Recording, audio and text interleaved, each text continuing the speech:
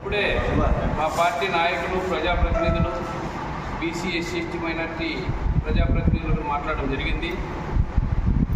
అన్నయ్య అన్న చెప్పినట్ల స్వతంత్రం వచ్చినప్పుడు వికే ఆదినారాయణ ఎమ్మెల్యే గారి నుంచి మన ఎమ్మెల్యే వరకు గుత్తి నియోజకవర్గం నుంచి గుంతకల్ మారడం కానీ ఏ ఎమ్మెల్యే కానీ ఎవ్వరు కానీ ఇంతవరకు ఇట్లా కులాల మధ్య, వర్గాల మధ్య, మతాల మధ్య రెచ్చగొట్టి మాట్లాడి పక్కం కట్టుకోలేదు. ఈరోజు నువ్వు రావడమే మీసాలు మెలేస్తూ వాళ్ళ నుండి పోయిస్తా, నేను ఈయన నుండి పోయిస్తా, రెడ్డి పోచేతి కింద నీళ్ళు తాగుతామని మాట్లాడటం అనేది చాలా హేయమని చర్య.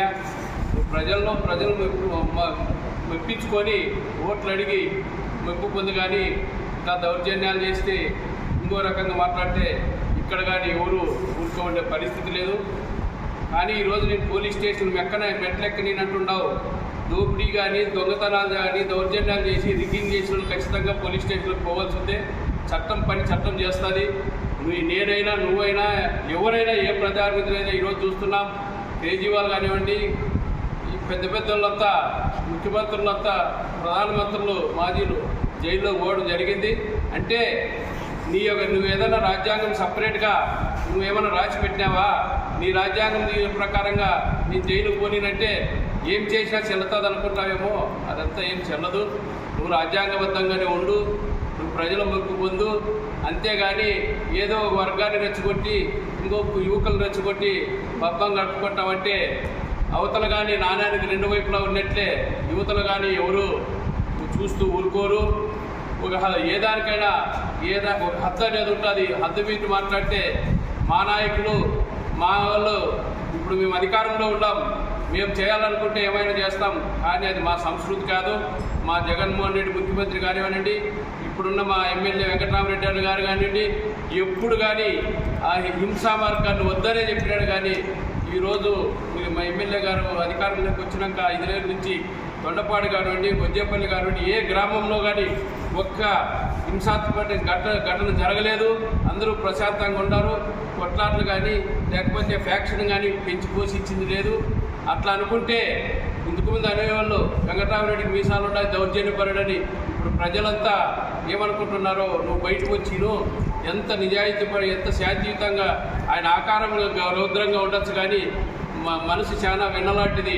అలాంటి చోట నువ్వే మళ్ళా అంటే మీరు అలా చెయ్యండి అని చెప్పి రెచ్చగొడుతున్నావేమో.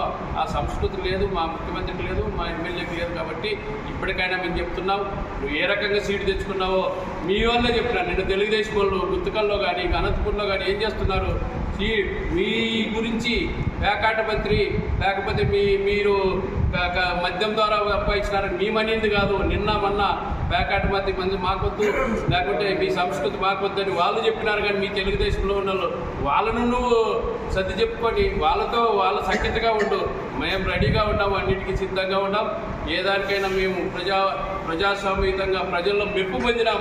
ఇప్పటికే మా ఎమ్మెల్యే 50,000 మెజార్టీతో గెలిచాడు. ఇప్పుడు మీ ఇలాంటి పద్ధతుల వల్ల, ఇలాంటి రెచ్చగొట్టే తనం వల్ల మేము ఖచ్చితంగా 1,00,000 ఓట్ల మెజార్టీ తెచ్చుకునే దానికి సిద్ధంగా ఉన్నాం. నువ్వు ఆ రకంగా ప్రజలు మెచ్చుకుంటుంది. కానీ ఇలా రెచ్చగొట్టి సంస్కృతి గుంతకల్ నియోజకవర్గంలో లేదు. కాబట్టి ఇప్పటికైనా మనసు మార్చుకో జయరాం గారు. మీరు ప్రజా మన్నన పొంది ఎమ్మెల్యేగా గెలవాలనుకుంటే ప్రజా మన్నన పొందండి. కానీ ప్రజలు రెచ్చగొట్టదని కోరుతూ నాకు అవకాశం ఇచ్చిన మీ అందరికీ చెప్తున్నాను. జై జగన్, వైవిఆర్ నాయకత్వం, వైవిఆర్ నాయకత్వం.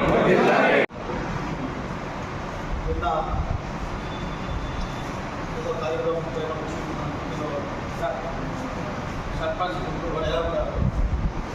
విషయం చెప్పినారు. ఇప్పుడు ఇక్కడ నుండి ఎవరు కానీ పోలీస్ స్టేషన్లో పోవద్దండి, ఎవరు పోయే అవసరం లేదు. నేనే పంచాయతీలు చేస్తా, మా ఇంట్లోనే పంచాయతీలు చేస్తా, మా తమ్ముళ్ళు పంచాయతీలు చేస్తారు అనే ఉద్దేశం అనే రకంగా ఆయన చెప్పారన్నమాట. ఈ రోజు కానీ ఇన్ని రోజులు ఇన్నేళ్ళకు కానీ ఇంతకుముందు ఎమ్మెల్యేలు కానీ, ఇప్పుడున్న ఎమ్మెల్యేలు కానీ, జరగబోయే ఇంతకుముందు ఎమ్మెల్యేలు కానీ, ఆ రోజు కానీ ఎక్కడ కానీ గలాటాలు కానీ లేదా ఎటువంటి ఇది లేకోకుండా అందరూ సామరస్యంగా, అందరూ ప్రజలంతా ఈరోజు ఎలక్షన్ ఉంటేనే మొత్తం మళ్ళీ ఎలక్షన్లు అయిపోయిన తర్వాత అన్నదానం కలిసిపోయేటోళ్ళు. కానీ ఇక్కడికి వచ్చిన తర్వాత వచ్చిన వెంటనే వీసా వెళ్ళేయడము, మీరు పోలీస్ స్టేషన్లకు పోద్దని అనడము, అంటే ఈ నియోజకవర్గంలో ఇక్కడ ఎప్పుడు లేని అలజడి సృష్టించాలని ఉంటుందా?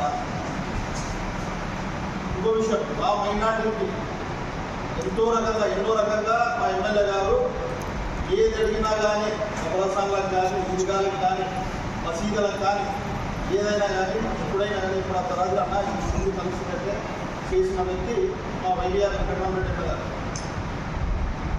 ఏ పార్టీ వచ్చినా ఇంతకుముందు ఉన్న ఎమ్మెల్యేలంతా కలిసిమెలిసి ఏదో పార్టీ పరంగా వాళ్ళ పార్టీ వాళ్ళది మా పార్టీ మాది అనే ఉద్దేశంతో అంతా అన్నదమ్ముల సోదరభావం పోతాను.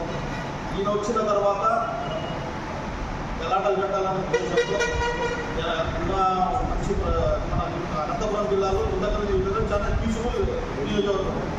ఎక్కడా కానీ ఎప్పుడు కానీ పెద్ద గలాటలు జరిగినట్టు కాదు, అందరు బాగుండేది. అట్లా నియోజకవర్గంలో వచ్చి మీరు చుచ్చు పెట్టాలనుకుంటే ఇక జనాలు ఎవరు హర్షించారు, దాన్ని తిట్టుకుంటే రెడీగా ఉన్నారు. ఇది అర్థం చేసుకోవాలని కోరుకుంటున్నాను. నిన్నటి దినము తెలుగుదేశం అభ్యర్థిగా ఉమ్మడి జయరాం అదేదో అన్ని వాడకూడని భాష వాడినారు. ఇక్కడ వ్యాపార వర్గాలు కానీ మిగతా వర్గాలు కానీ చాలా పుట్టకలు కానీ ముఖ్యంగా పుట్టకం ప్రాంతం కానీ గుడి ప్రాంతం కానీ పాము ప్రాంతంలో అన్ని రకాల వ్యాపార వర్గాలకి వెంకటరామరెడ్డి గారు అన్ని రకాలుగా ఏ విధమైన ఇబ్బందులు లేకుండా సహకరించినారు. అతి ముఖ్యంగా ఆరవేశులకు ముస్లింలు అన్ని వర్గాలకు ప్రత్యేకంగా ఈ వర్గం అనేది నేర్పుతున్న అన్ని వర్గాలకు కూడా వెంకటరామరెడ్డి గారు సహకరించినారు. ఈరోజు వచ్చేసి అనవసరంగా మాటలు అన్ని రెచ్చగొట్టే మాటలు మాట్లాడుతూ ప్రజలన్నీ భయభ్రాంతులు గురి చేయడం పద్ధతి కాదు.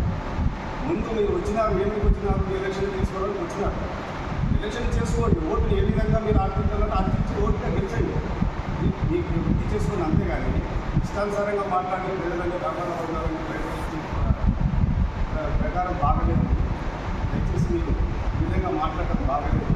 మీరు మీ గురించి మీకు సీట్ ఇచ్చిన నాయకులతో దగ్గర కొడుకులే మాట్లాడారు. ఎర్రబుక్కులో రాసుకున్నాము, ముందు ఆ ఎర్రబుక్కులో నుంచి పేరు చూపించేసుకుంటుంది. మీరు ఈ విషయాన్ని గుర్తించుకుంటే సరైన పద్ధతిలో ఎన్నికలు పెట్టుకోవాల్సిందా?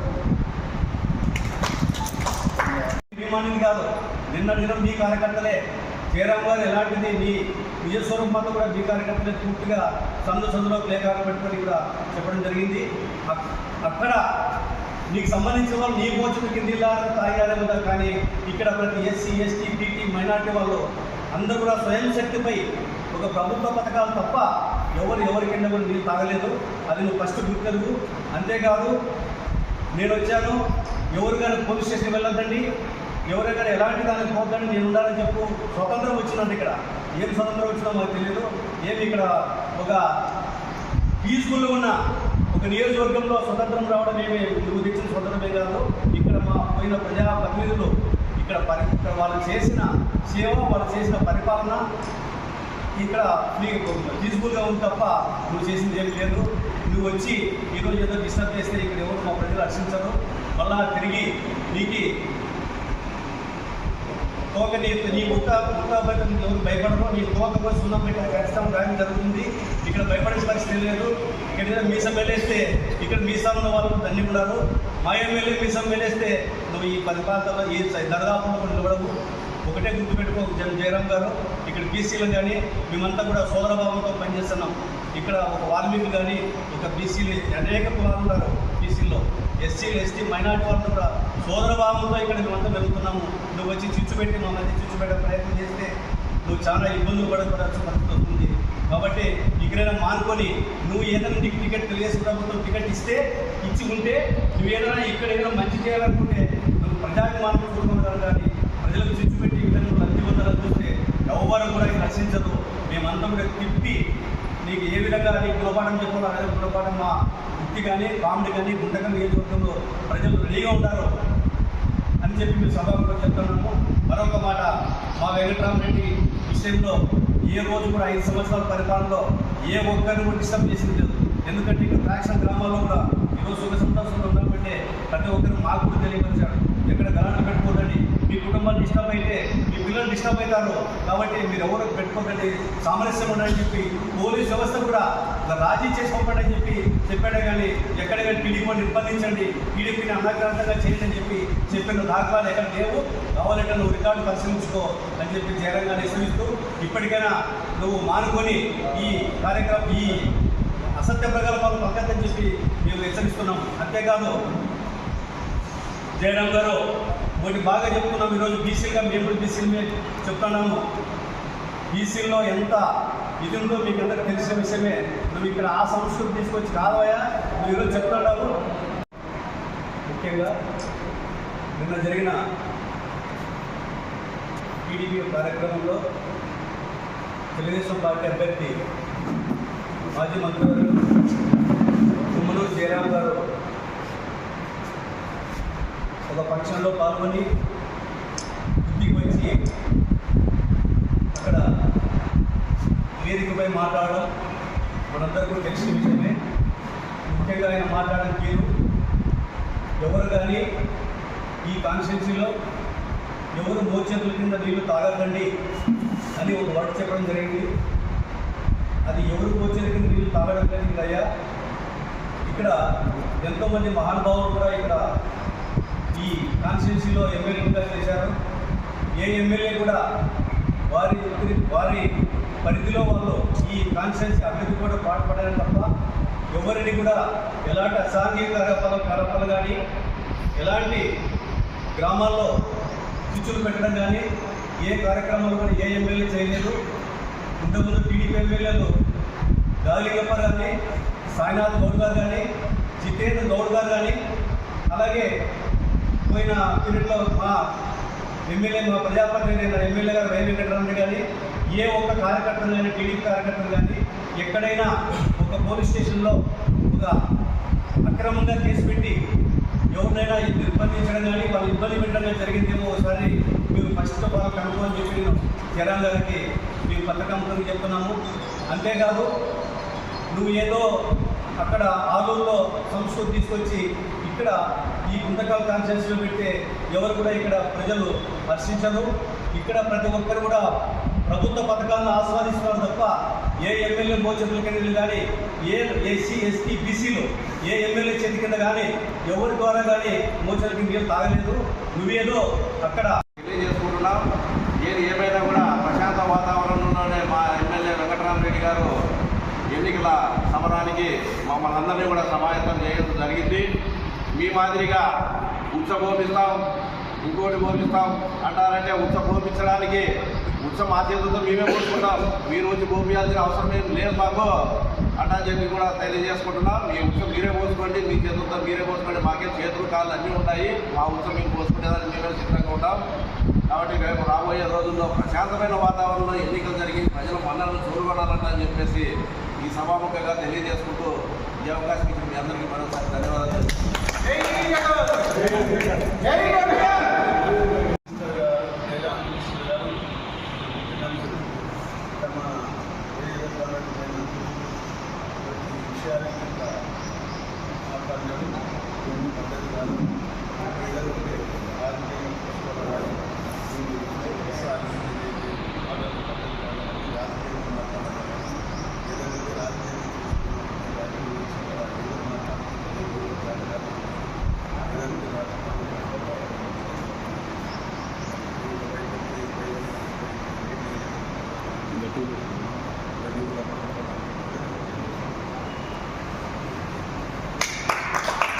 వచ్చాను నువ్వు ఇచ్చిన ఒక ప్రజాప్రతినిధి నువ్వు ఇచ్చే జడ్పీటీసీ అయినాడు విపక్ష కార్యకర్త, ఆ కార్యకర్తకు ఆడ భయపడి ఆడ ఉత్సవం పోసుకొని ఈ కాన్స్టిట్యూషన్కి వచ్చావు. అది గుర్తు ఫస్ట్ అక్కడ ఉత్సవం పోసుకొని ఇంటికి వచ్చినావు. ఇక్కడ ఉత్సవం పోసుకునే పరిస్థితి లేదు. తప్పకుండా మేము 13 సాహసంగా పెట్టుకొని నువ్వు తప్పకుండా నీ గుమ్మనూరు గ్రామానికి చేరుకోవాల్సిన పరిస్థితి నీకు తప్పదు. ఇది చూస్తూ నేను సభగా తెలియజేస్తాను.